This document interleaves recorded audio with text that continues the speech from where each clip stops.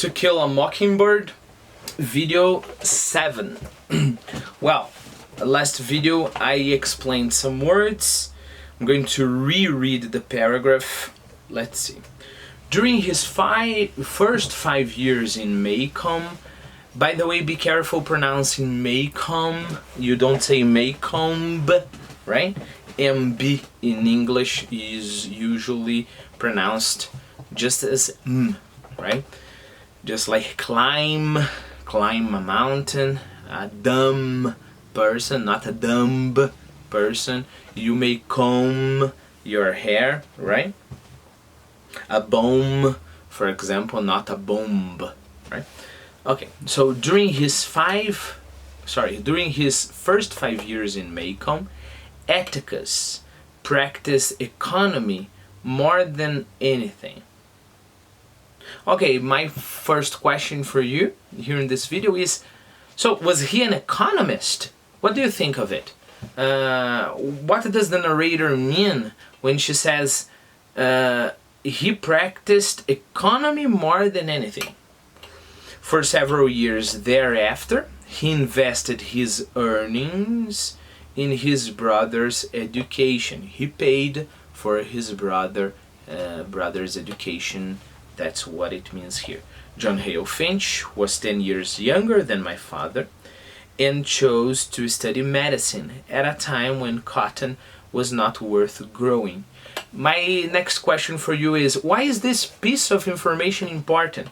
You know, why to talk about cotton? You know, could the sentence be something like this? He chose to be a doctor in a time where people didn't get money selling dogs. You know, why is this specific piece of information important for our story and important for the family? Okay, please answer that. That's important. Was not worth growing. But after getting Uncle Jack started in the life, you know, in the studies and etc., Atticus derived, so he got, right, a reasonable income. Remember, income is the money you get. That's why we call income tax the money you have to pay over your earnings. Remember, we saw earnings here. That's the income tax. Income from the law. He liked Maycomb. He was Maycomb County born and bred. He knew his people. They knew him, and because of Simon Finch's industry, Atticus was related by blood or marriage to nearly every family in town. Okay, so my next question to you is, what did Atticus do? Sorry, not Atticus, Simon Finch. What did Simon Finch do? I mean, we know that he was very smart and he, you know, put a lot of devotion. Remember, this is industry. Devotion as our definition. Energetic devotion to a task. So he put a lot of energy and devotion to that task. How could he make Atticus, you know, his son, related by blood or marriage to nearly every family in town? What did he do? That's what I would ask you to answer. Okay, next paragraph. Maycomb was an old town, but it was a tired old town when I first knew it. In rainy weather, the streets turned to red slop. Grass grew on the sidewalks. The courthouse sagged in the square. Somehow it was hotter then. A black dog suffered on a summer's day. Bony mules hitched to Hoover carts flicked flies in the sweltering shade of the live oaks on the square. Men's stiff collars wilted by 9 in the morning. Ladies bathed before noon. And after that 3 o'clock naps, and by nightfall were like soft teacakes with frosting of sweat and sweet talcum. Well, a lot of words, right? Again, let's go by parts. I strongly advise you to put some of those words there in Youglish. Remember, Youglish, youglish.com, to get more examples. You know, the better you do this activity, the more work you'll have in the future.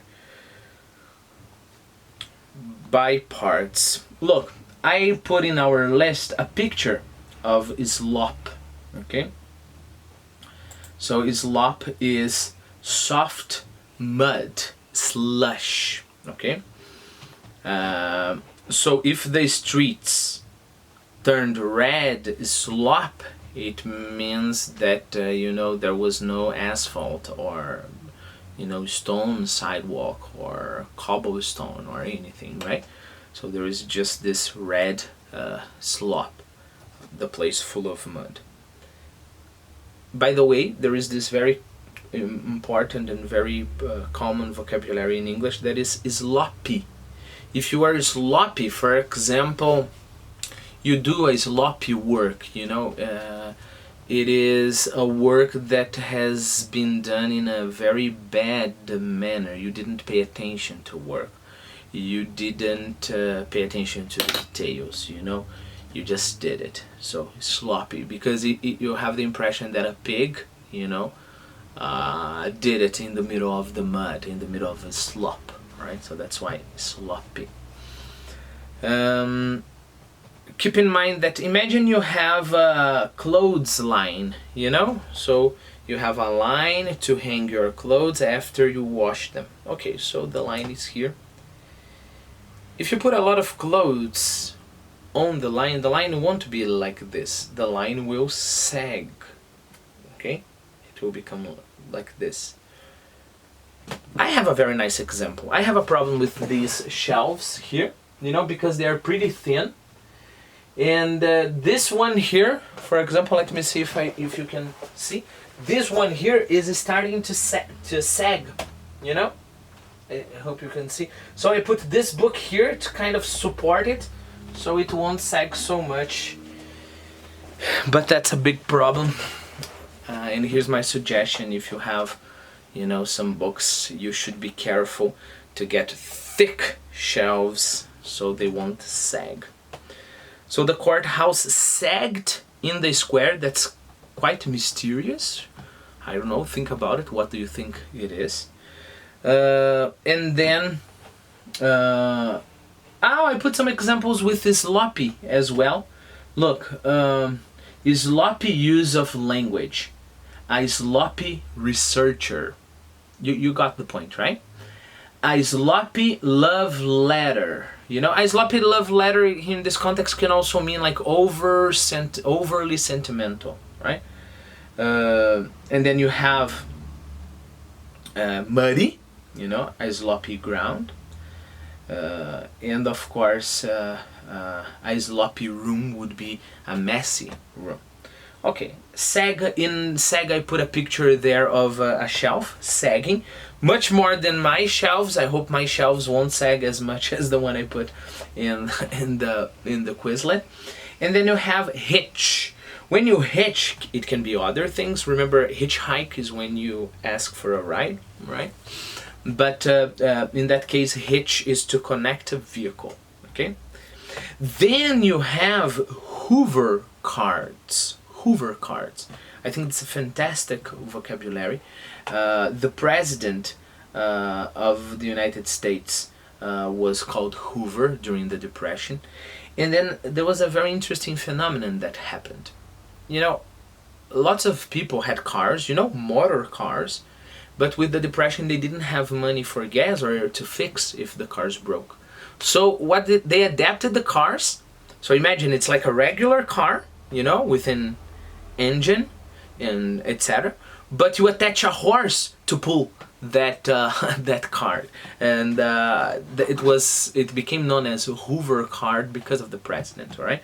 So it makes a lot of sense here, right? Because we're talking about bony mules hitched to Hoover cards, right?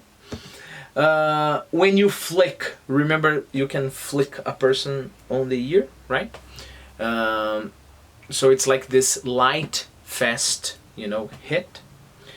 And when you talk about sweltering day, it's when the day is oppressively hot and humid, okay? Sweltering. Collar, remember that collar is this part here. I don't have, you know, such a nice collar because this is a t-shirt, but imagine I have a shirt, so the collar would be all around here. And if I'm talking about very formal clothes, then my collar would be hard. That's kind of important, so it would keep an appearance, right? Try to understand that in the context we saw.